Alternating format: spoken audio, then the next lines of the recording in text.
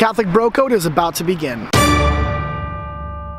What up everybody, and welcome back to Catholic Bro Code, where I share with you the written and unwritten codes of navigating through high school as a Catholic brother. My name is Glaze and I am your host. I'm pretty excited for today's video because even though it's not that nice of a day out, I finally have some time to fly my drone. So expect a ton of drone footage in today's video. But let me share with you today's code. Today's code is code number 25. A Catholic bro should strive to have a childlike faith and not a childish faith.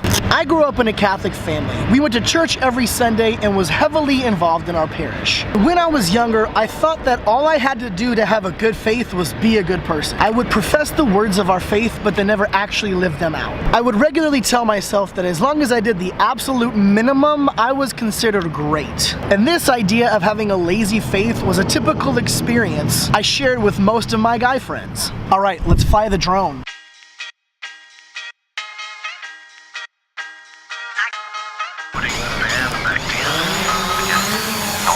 We're on a mission from God.